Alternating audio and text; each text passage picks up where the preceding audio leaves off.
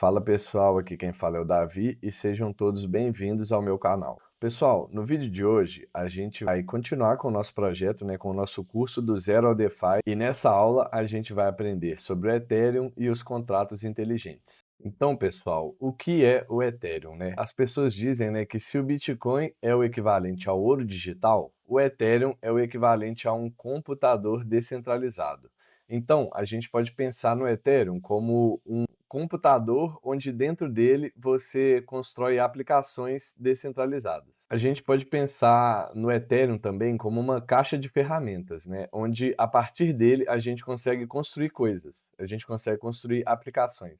A definição simples é que o Ethereum é uma plataforma de blockchain de código aberto e descentralizado, que permite a criação de aplicativos sem a necessidade de intermediário. Ethereum versus Bitcoin, a evolução. Então, o objetivo principal do Bitcoin, é ser uma moeda digital e uma reserva de valor. A do Ethereum é ser um computador mundial para aplicativos. Então, enquanto a funcionalidade do Bitcoin é transferir e transferência de valor, pagar ou receber, a funcionalidade do Ethereum é a execução de contratos inteligentes. E são esses contratos inteligentes que permitem a criação de aplicativo. Então, fazendo uma analogia, a gente vai pensar no Bitcoin como uma calculadora que faz apenas contas de dinheiro, Existe uma moeda lá dentro e você consegue enviar e receber ela. No Ethereum, a gente vai pensar como um smartphone ou um computador mesmo, onde lá dentro você consegue rodar diversos aplicativos. A visão de Vitalik Buterin. Então, em 2013, um jovem programador chamado Vitalik Buterin percebeu uma limitação no Bitcoin.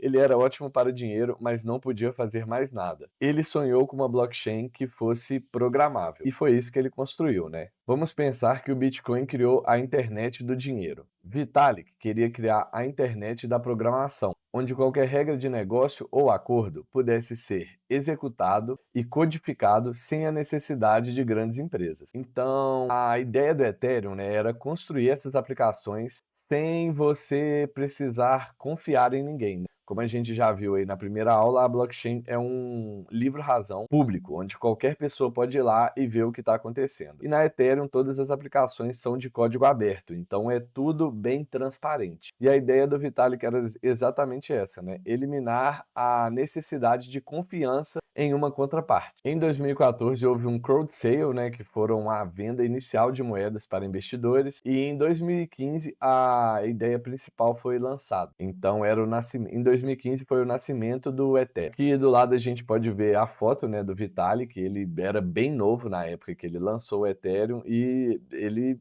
até hoje, é considerado um gênio. Um menino tão novo e com uma habilidade extrema de programação. O propósito central, do Ethereum era a EVM. EVM significa Ethereum Virtual Machine, Vamos pensar na EVM como um supercomputador global. É o ambiente onde todos os contratos e aplicações da rede são executados. É o ambiente onde todos os códigos, contratos e transações dentro da Ethereum são executados. Então vamos pensar na EVM como um supercomputador que nunca é desligado. Então ele funciona 24/7. E qual é a importância da EVM? A EVM é o que garante segurança e padronização dentro da rede. Cada programa é executado dentro da EVM de forma isolada e segura. Isso garante que nenhum código malicioso afete a rede ou o resto, do ecossistema. E a padronização, porque ele garante que qualquer aplicativo, ou dApps, como eles costumam chamar, rode da mesma forma em qualquer lugar do mundo, Então ele tem essa EVM ali por trás. A gente pode pensar na EVM do Ethereum,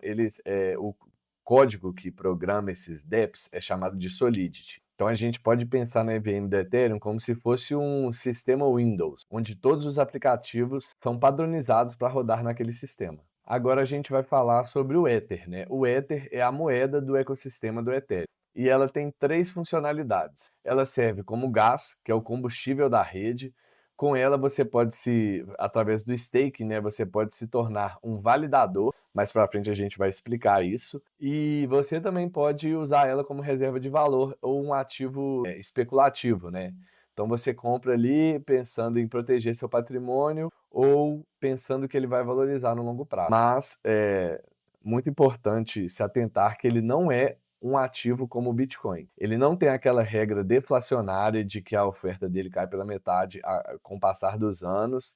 Ele tem uma emissão diferente também. Então a gente não pode dizer que ele é uma reserva de valor igual ao Bitcoin. Então, sobre o gás, vamos pensar no Ethereum como se fosse a gasolina de um carro. Qualquer transação que você faz dentro da rede, assim como no Bitcoin, você tem que pagar um gás.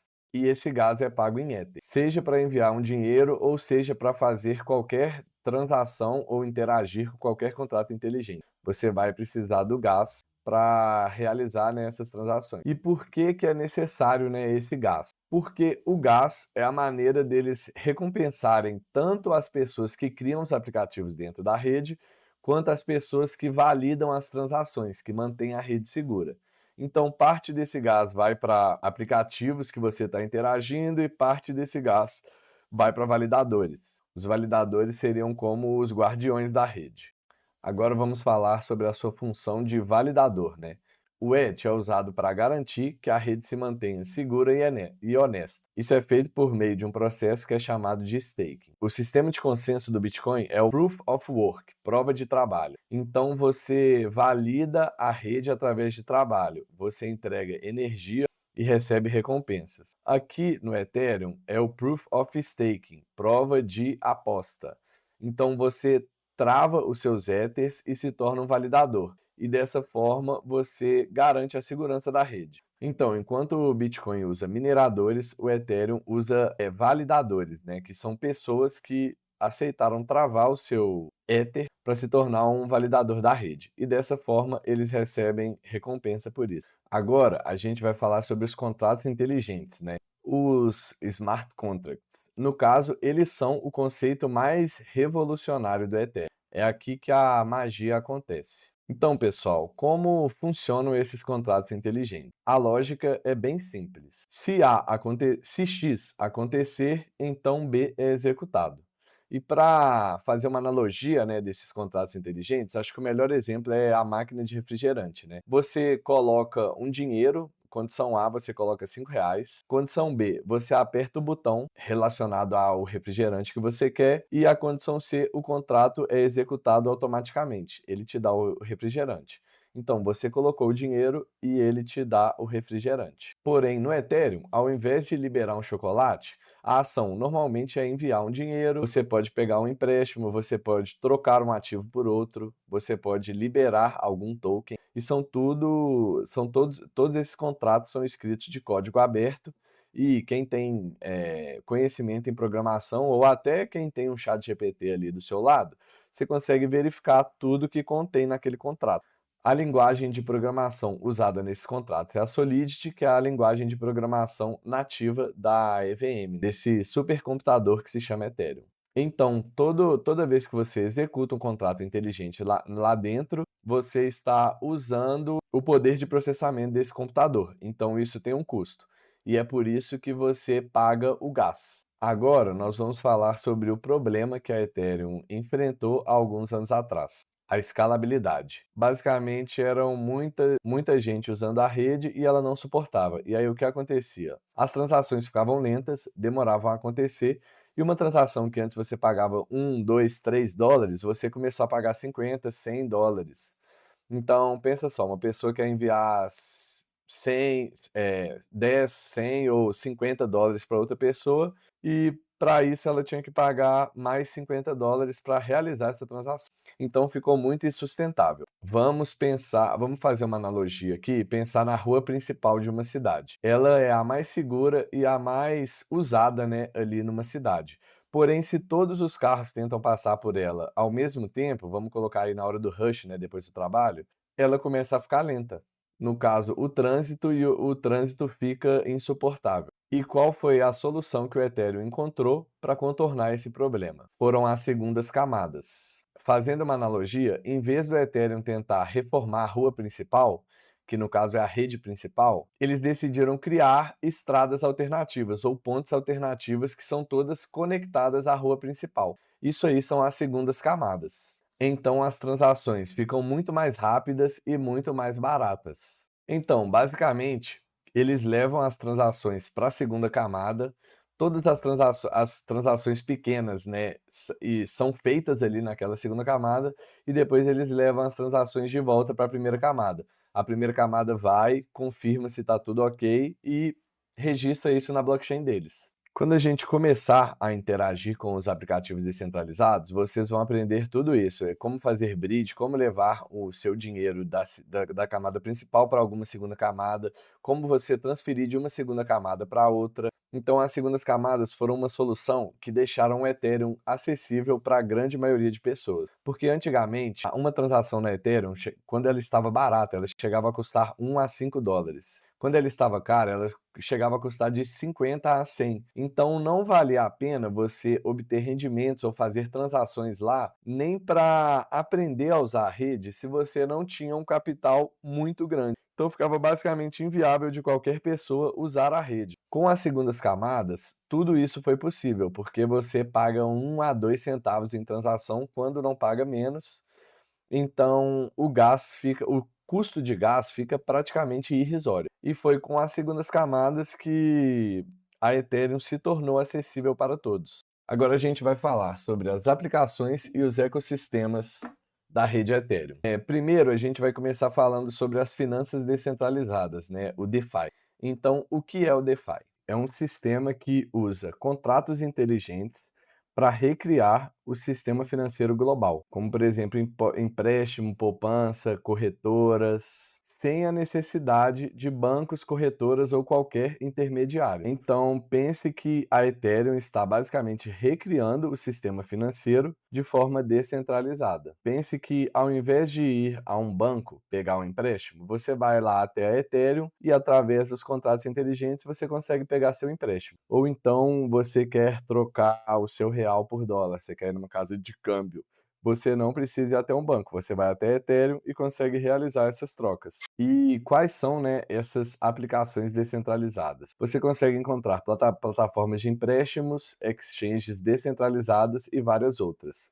Aqui na foto a gente tem duas das maiores plataformas descentralizadas da Ethereum, as que mais geram receita. A da esquerda é a Uniswap, que é como se fosse uma corretora. Você consegue trocar o ativo A pelo ativo B. E a da direita aqui é a Aave, que é como se fosse um banco, né? Você consegue travar o seu Bitcoin lá e pegar um empréstimo em dólar. Como isso é feito? Isso é feito através dos contratos inteligentes. Vamos pensar que você travou ali $100 em Bitcoin.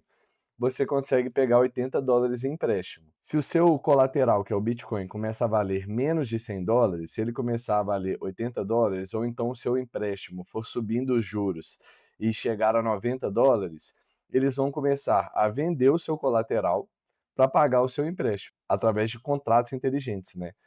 São códigos abertos que estão todos escritos dentro da blockchain do Ethereum. Então, mais uma vez, dentro da blockchain a gente tem muito mais transparência do que no mundo tradicional. Esse é um dos pontos que o DeFi tem um potencial gigantesco aí na sociedade. Tokens e padrões.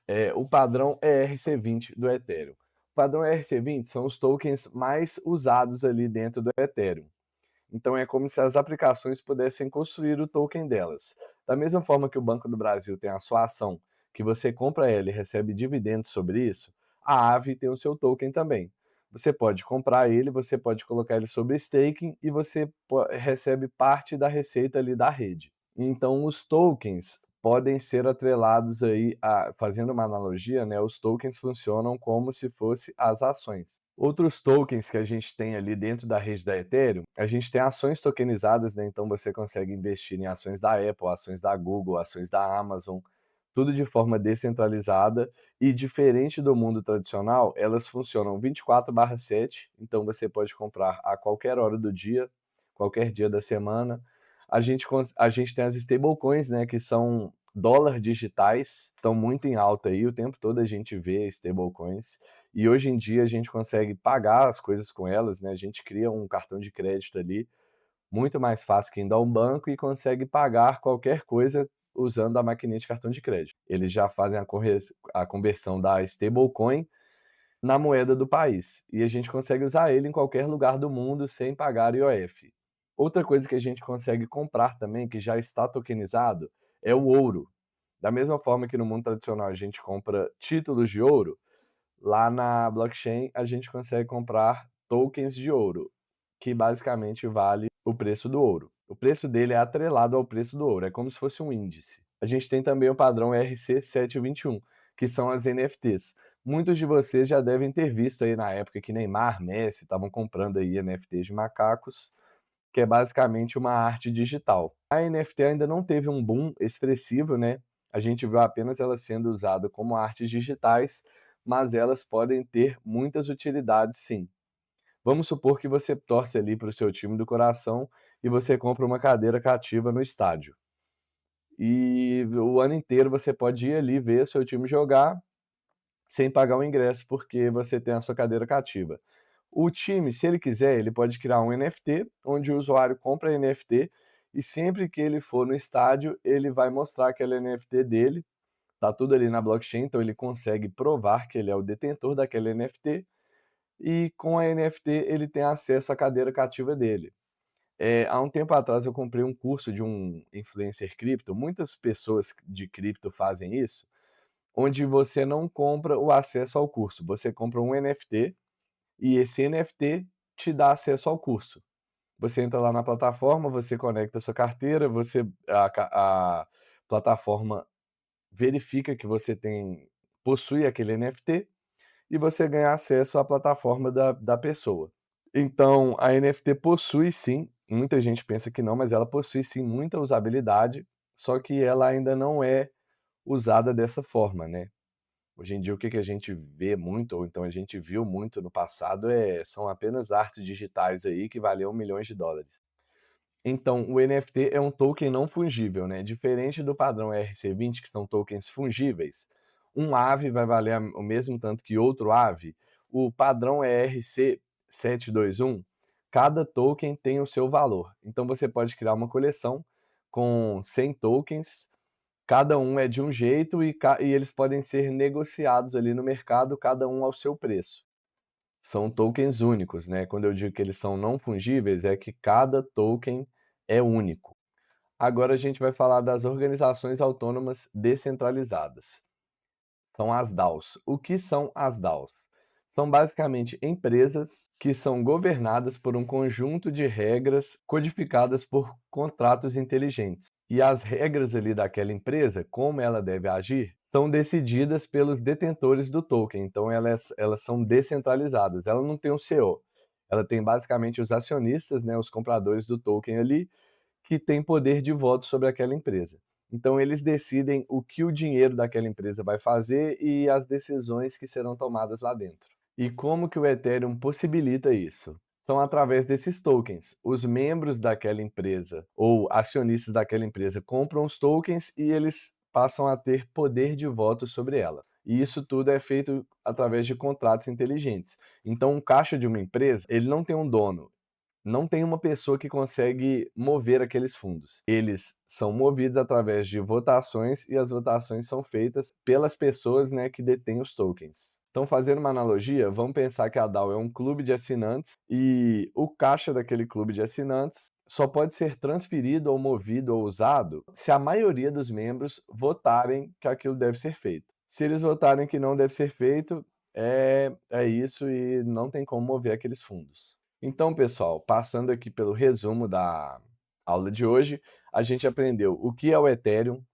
a sua história e a sua criação, né, o porquê ele foi criado, que problema que ele queria resolver, o propósito central dele, que é a Ethereum Virtual Machine, né, que é ser um supercomputador global, onde você cria aplicações e não precisa depender de entidades, você elimina a confiança. A gente aprendeu sobre o Ether, que é basicamente o gás, né, o combustível que alimenta essa rede. A gente aprendeu sobre os contratos inteligentes, é o que permite tudo isso acontecer. Com eles são criadas as finanças descentralizadas, que são aplicações que replicam o sistema financeiro global.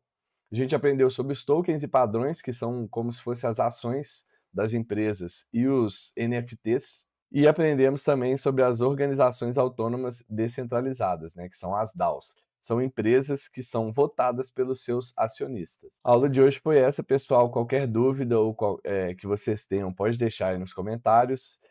Se você gostou do vídeo, se inscreve, deixa o like e ativa o sininho para não perder nada.